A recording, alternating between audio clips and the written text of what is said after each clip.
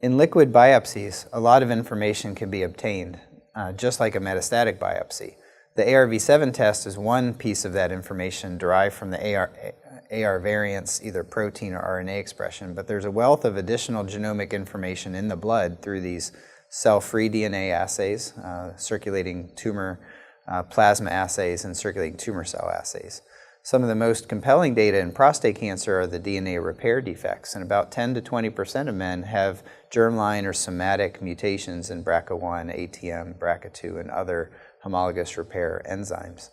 These patients tend to have remarkable responses to platinum-based chemotherapy or PARP inhibitors, and there's about 4 or 5 PARP inhibitors really positioning themselves for approval in this space. And a liquid biopsy would be a non-invasive way of getting a patient on a clinical trial right now and for deciding eventually in the clinic whether a patient can benefit from these, assuming that they get approved.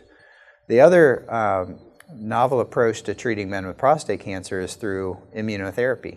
And right now we don't have a great biomarker for predicting who responds to immunotherapy. And a liquid biopsy approach really has some potential promise there, where the number of mutations, the genomic complexity of a tumor sample, whether a circulating tumor cell expresses immune checkpoints, these are all avenues of ongoing research to see if we can predict which prostate patient responds to immunotherapy.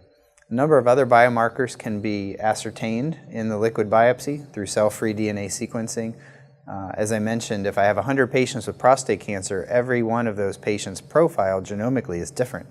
And so understanding their individual mutations, which oncogenes are turned on, which tumor suppressors are turned off, that's going to be unique, and that will foster precision medicine approaches for these patients. Bone-targeted agents right now in the clinic are radium as well as denosumab, zoledronic acid.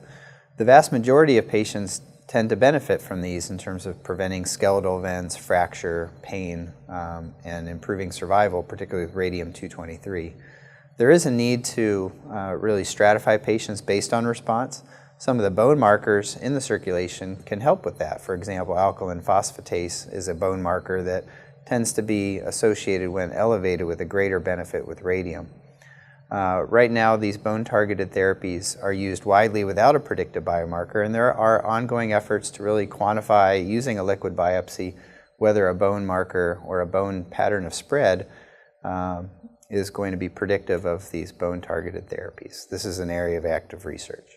I can imagine 5 or 10 years from now, a patient walks in the door with hormone-resistant disease, and instead of a biopsy, they get a liquid biopsy.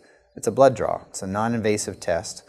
They've already had their prostate biopsy. They know what that's like, and they don't want another biopsy where a needle is stuck into their bone or liver or lungs. Those are invasive tests, and they're very hard to do repeatedly over time, as opposed to a blood draw where this can be easily done, and you can monitor the evolution of the cancer during the selective pressure of your treatment at multiple different time points. Cancer changes both in space and time, and within patients and between patients. And so these liquid biopsy approaches are really changing how we treat all sorts of different cancer types, particularly prostate cancer.